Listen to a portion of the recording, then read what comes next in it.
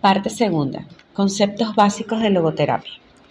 Los lectores de mi breve relato autobiográfico me pidieron que hiciera una exposición más directa y completa de mi doctrina terapéutica. En consecuencia, añadí a la edición original un sucinto resumen de lo que es la logoterapia. Pero no ha sido suficiente. Me acosan pidiéndome que trate más detenidamente el tema, de modo que en la presente edición he dado una nueva redacción a mi relato, ampliándolo con más detalles.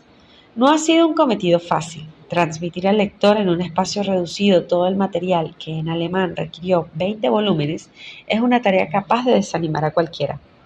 Recuerdo a un colega norteamericano que un día me preguntó en mi clínica de Viena: «Veamos, doctor, ¿usted es psicoanalista?».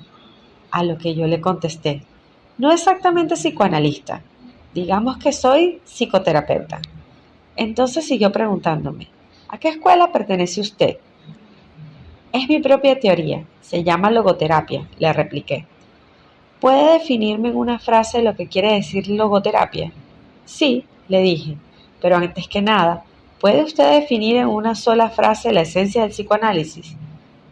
He aquí su respuesta. En el psicoanálisis, el paciente se tiende en un diván y le dice a usted cosas que a veces son muy desagradables de decir.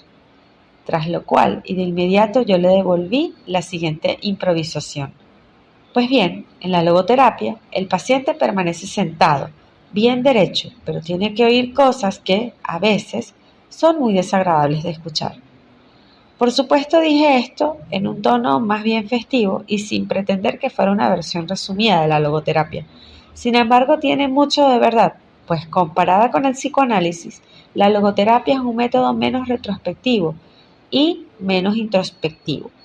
La logoterapia mira más bien al futuro, es decir, a los cometidos y sentidos que el paciente tiene que realizar en el futuro.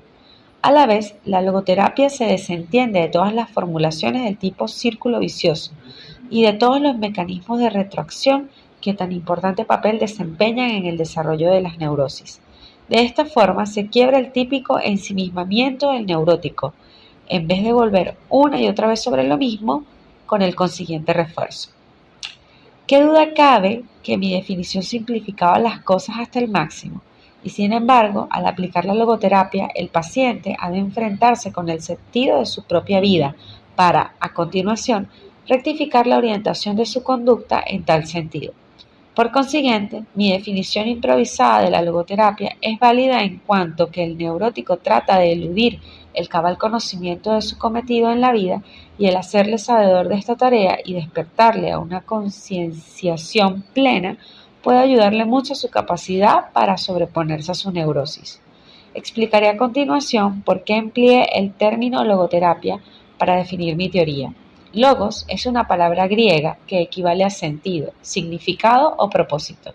La logoterapia, o como muchos autores la han llamado, la tercera escuela vienesa de psicoterapia, se centra en el significado de la existencia humana, así como en la búsqueda de dicho sentido por parte del hombre. De acuerdo con la logoterapia, la primera fuerza motivante del hombre es la lucha por encontrarle un sentido a su propia vida. Por eso hablo yo de voluntad de sentido, en contraste con el principio de placer, o como también podríamos denominarlo, la voluntad de placer, en que se centra el psicoanálisis freudiano, y en contraste con la voluntad de poder que enfatiza la psicología de Adler.